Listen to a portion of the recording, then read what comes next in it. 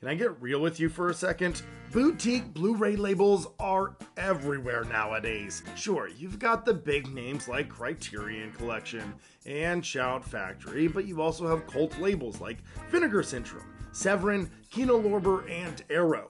It seems like every day there's a new label popping up. Even websites that are dedicated to selling movies from all of these labels, like Diabolic DVD, have put their hat in the race and started to restore and release their own Blu-rays in Cauldron Films. It's insane how many are around, and honestly, it can be overwhelming to keep track of, especially if you're a completionist. In an ocean of competition, it's hard to stand out, but a relative newcomer is doing just that. Visual Vengeance started in July of 2022 with their release of Bloody Muscle Bodybuilder in Hell, which I did talk about briefly in my Japanese Evil Dead video.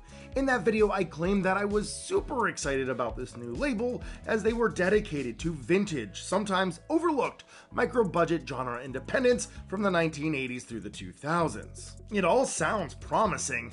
However, there is a small hiccup. They are a sister label to Wild Eye Releasing. Wild Eye? Fans either love them or they absolutely hate them. Releasing terrible mockbusters, cash grab films like The Amazing Bulk. It's easy to draw comparisons to hated studios like The Asylum.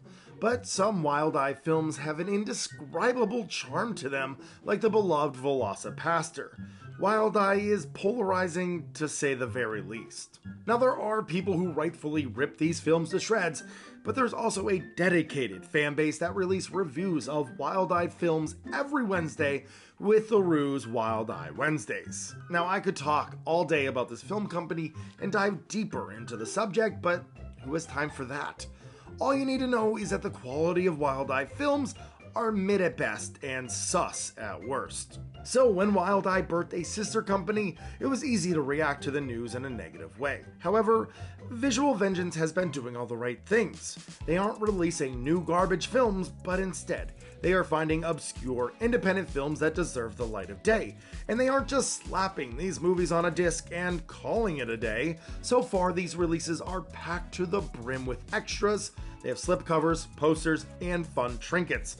They are giving films that no one knows the royal treatment, and I commend Visual Vengeance for that. And tonight's movie is just that.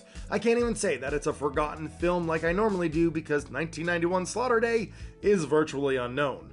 Getting a very small VHS release where it sold roughly 12 copies at best, it's safe to say that Slaughter Day is obscure. Luckily, Visual Vengeance saw the potential and they released this packed Blu-ray.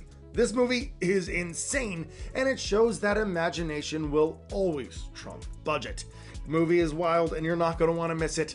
Welcome to the HellBound Horror Show.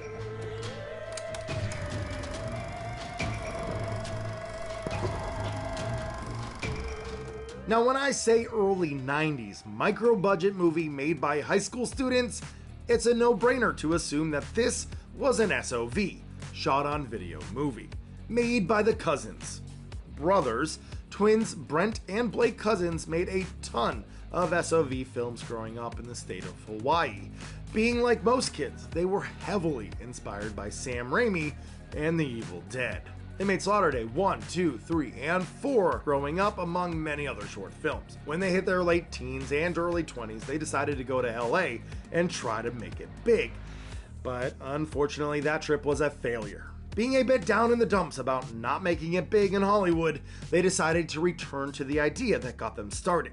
Let's make another movie. What should we do? We thought, why not make a full, entire-length motion picture of Slaughter Day? They were going to remake their beloved Slaughter Day and make it a fast-paced, bombastic, feature-length remake, and it's that remake that we are watching today. Slaughter Day starts with two friends driving to a construction site at an old abandoned cabin. A worker runs out of the house and an evil, machete-wielding, long-haired, respirator-wearing madman attacks and kills the worker. The two friends beat up the madman and place his unconscious body in the back of the truck. While driving, the madman wakes up and a brawl ensues in the back of the pickup.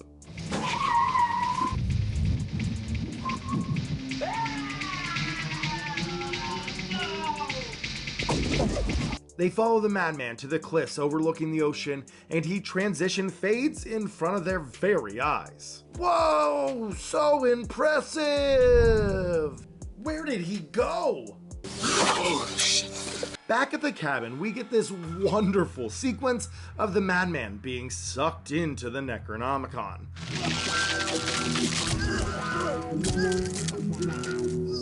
The two friends eventually return to the cabin, and the madman escapes the pages of the Necronomicon, and a bloody good fight breaks out.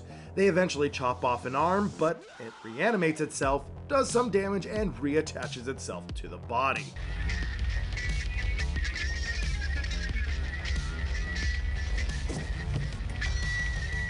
Well, they chop up the body and place the pieces in garbage bags. More workers come to the cabin, but the evil respirator possesses them. More Power Ranger fights take place. They resurrect the madman, and there's a backstory of how the friends bullied the madman, and it all ends with a fight on a boat. Holy freaking crap! Slaughter Day is insane. Plot? Who needs it? Dialogue? What is that? Slaughter Day doesn't have typical things that make movies. But do you like fun DIY gore effects, fast-paced, tight edits, inventive film techniques, action, blood? Well, Slaughter Day has all of that in spades. It trims the fat of dialogue and plot and just shows us the good stuff. Sitting at just 58 minutes, it's a non-stop joyride of set pieces. Now, even though I love this movie, it's not good. It's rough, but that's part of the charm. For how amazing some of the effects are, other portions are laughably bad. It's baffling. But I get it. VHS is a terrible format to edit with, but outside of excusable things like terrible picture quality and VHS damage, there are some head-scratching things like the lack of audible dialogue,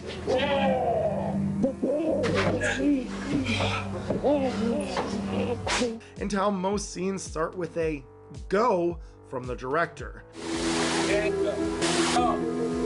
keep moving! Get out of the picture! Why it wasn't cut out or fixed in post is beyond me. Sure, it's a bad movie, but there is a charm to it. In a lot of ways, it reminds me of the movies I made as a kid, and to me, that's super appealing. You can tell that this movie took them a while to make, and that they did it on the side as a passion project. At one point, one of the actors gets a haircut for a real-life job, so one of the scenes has the madman pulling on his hair. The same thing also happens to the madman later. The stuff that they were able to pull off is simply amazing. From creating two long sticks with a cord between them where the camera rests to get some interesting crane-like shots, to tying a camera to a rope and dangling it over a bridge to get an aerial shot, to filming dangerous sequences in moving vehicles. One of the actors, Blake Cousins, actually got a neck injury from one of the fight scenes from whipping his head around. Being filmed in Hawaii, the scenery is beautiful, but unfortunately underutilized. Most of the time, it looks like a typical American town. The Cousin brothers never lost the dream, and continue to make movies, and would be willing to return to Slaughter Day if they ever get the funds for it. They now have a YouTube channel where they talk about real-life UFO sightings. Yeah, guys who specialize in groundbreaking do-it-yourself special effects that are supposed to convince an audience that what they are seeing is real, now cover real-life UFO sightings. The pictures and videos that they have of UFOs, I'm sure, aren't altered in any single way. I mean, listen, they have 800,000 subscribers, so who knows?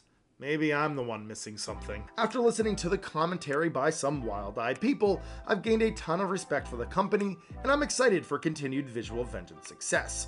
So, go show them some love, and pick up a copy of Slaughter Day, or Bloody Muscle Bodybuilders in Hell, or Necrophiles, where a dead baby flies around, or Suburban Sasquatch, or Linnea Quigley's Heartland of Darkness. There's lots to choose from, so definitely check them out. They make quality work, and that's all I have for tonight. So, as always, thank you so much for watching, and sweet dreams, everyone. Yo, you made it to the end! How super cool and dope of you. What's your opinion on Wild Eye releasing? Do you enjoy them? Have you heard of them? Do you like them? Do you hate them? Let me know in the comments down below. Good night.